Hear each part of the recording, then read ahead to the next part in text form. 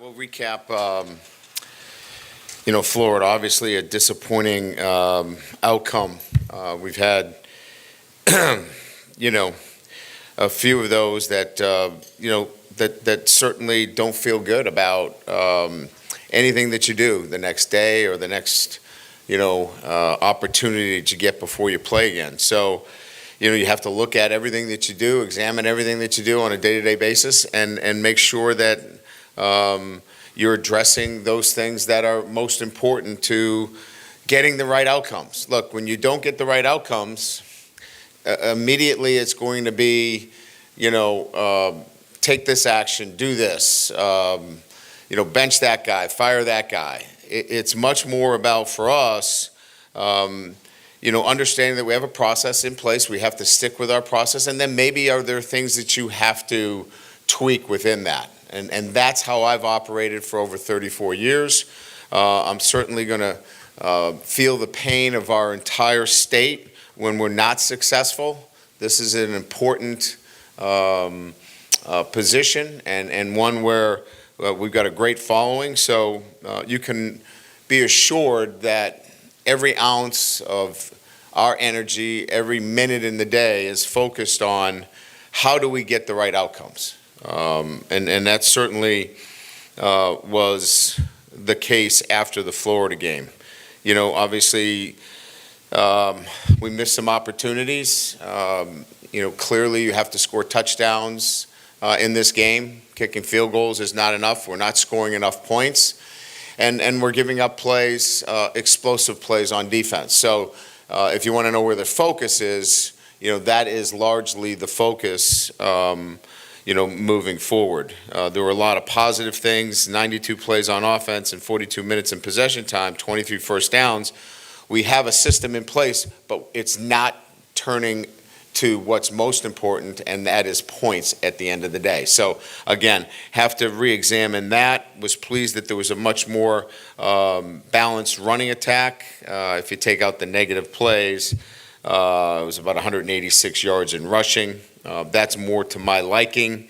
We had a chance to get our hands on the ball a couple of times on defense, but it came down to a couple of explosive plays. I think it was 3 touchdowns and 11 total plays. So, we know where we have to address, our issues there. Again, as we begin now to get ready for Vanderbilt, well acquainted with Clark. He's done a great job of building this program. 6-4 this year with a great win over Alabama, Kentucky, and Auburn. It's a tough and physical defense. They play it in a manner to keep the points down, and I think defensively, just do a really good job in terms of balance against the rush and against the pass. Obviously the offensive structure has changed. Diego Pavia leads their team in rushing, completion percentage at 60%. He's a tough, hard-nosed player, and he is the guy that makes it happen for him. Alexander's a really good back. I really love the tight end, Eli Stowers, and Quincy Skinner, a really good wide receiver. So this is a talented football team with a veteran offensive line.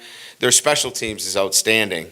Their kicker, I think, has got multiple kicks over 50 yards. Love the punt returner, Martell Height. I think he's got about a 17-yard average. And, you've got to defend the running game. It's really triple option in a lot of ways. This is, akin to playing when I was at Notre Dame, Navy and Army, Air Force. And then, there's certainly our players want to finish the right way. We've got 2 games plus a bowl game. We've got 3 games to play. And it's important that we finish out strong, especially in Tiger Stadium. So with that, I'll open it up to questions. Brian, you mentioned maybe tweaks to the process. Is there anything that you're going to want to try to do differently, or just how are you going to go about keeping this team together after 3 straight losses here toward the end? Yeah, those are things that we'll meet on today. Monday's an important day. We get the team back, and so we'll get to talk about some of the things that are important relative to, look, I think we have it up here, motivation. It's your job to motivate you. I mean, our players understand it's their job to motivate, but as coaches, we also have to show them clearly the things that they've done well. Right? So they have to be motivated about the things they've done well. As I mentioned, take the Alabama game out of the mix. We had 3 games going late into the third quarter where we have a chance to win those games. Legitimate, not like pie in the sky. Well, I think we can win these games. These are games that we believed we could have won and should have won. Well, that puts you at 9-1. You're probably in the top 5 in the country. That team, I can stand here and say, we didn't get the job done. We didn't finish. But this football team is far from not believing that they can do the job and get the job done. So we'll talk about that today. And then when we talk about tweaking the process, it's about what's important right now for these next 2 weeks, 12 days. What's important right now? And maybe shift their focus a little bit more on some of the things that will help us close out games. That's how we'll move forward today. Coach, Deshaun Womack, I believe he didn't travel with the team this past week. What's his availability with you guys moving forward? He'll be available this week.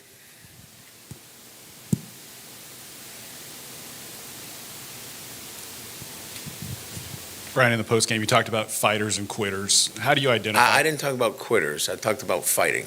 Okay. Yes. How do you identify the fighters this week? What's it going to take for you to say, that's my guy?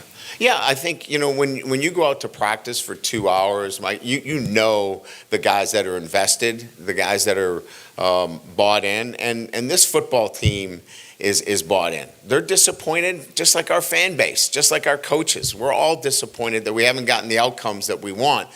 But this is a group that has resilience, that has grit. We've built it in this program, and they'll respond. Now, for those that choose not to, that's their choice. They'll have the autonomy to make those choices. But there's nowhere to hide when you go out on that practice field. You can't hide it, right? You have to put in the effort. You have to put in the time. You have to prepare the right way. And I'm confident in our group in terms of how they'll do that. On the right.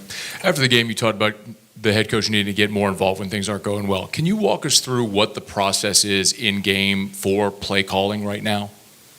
Yeah, Joe Sloan will call the plays. They'll certainly be on my headset. And look, like any head coach, he's going to be involved in the ultimate decision of whether that's a go or a no-go. Now, as you know, communication has broadened. That communication includes the quarterback as well.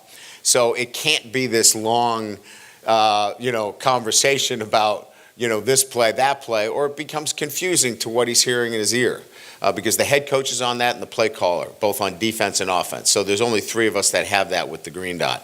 So Garrett can hear you too? Yes, yeah. I can override that. I choose not to, but it's something that you can do if you wanted to as the head coach. The key here is the ability to make sure that the game is going in the manner that I want it to go in. And at times you have to take that action as a head coach. Not that somebody's being put in the penalty box, but making sure it goes through the vision that I have for that particular game. Coach, since you arrived, you said that you wanted to build your program through high school recruiting. Yeah. Are you seeing where this transfer portal coming up that you're going to need a number that you probably wouldn't like to have to go for? And is that number, you think, going to be that way for years to come? The transfer portal will not go away. You're absolutely right. And the transfer portal will be something that we have to investigate and look at. I do not want a program that is built, if you will, on the portal. We have to rely on young players. We are playing a lot of young players, as you know, right now. First-year players, those that are here for a very short period of time.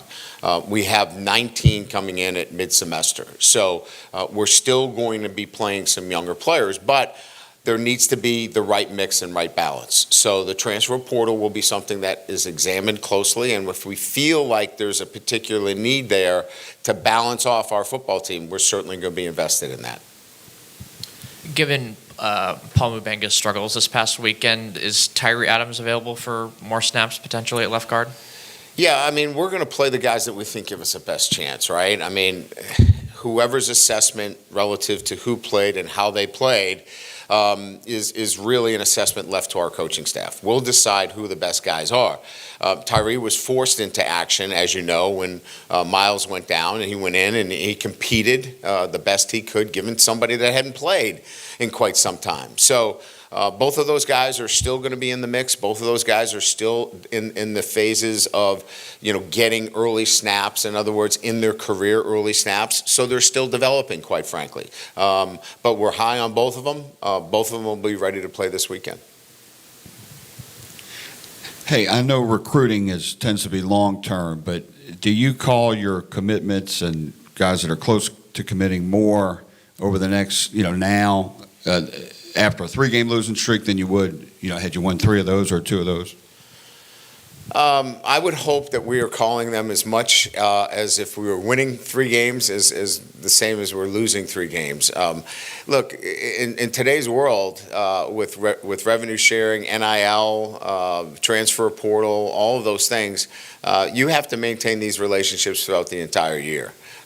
So whether there's an uptick, whether we've lost a couple of games or not, there should not be. There should be a constant communication with those players, and I think under my watch and understanding what I see every week, because we meet on this 4 times during the week, our guys have done the right things in terms of communication.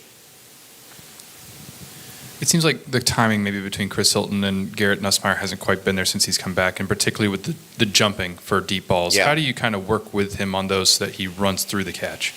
Well, you want to do that in practice, and we've had conversations in practice about using your speed and continue to keep your feet on the ground. Look, Chris desperately wants to make plays for us, and he's in that mindset. And I think it's much more about letting the game come to you, and part of that is he's been out so long. And he wants to make an impact. So this is really about a guy that's anxious and wants to make plays and really has to let the game come to him. Matter of fact, that was the conversation we had on the sideline. And understanding that these are the things that we talked about in practice, and they're still showing up in the game. Let the game come to you. And he clearly understood that. Too, if I can, was there anything that Florida identified on the outside that enabled them to have success, or was that just, a one-on-one opportunity that they got the better of?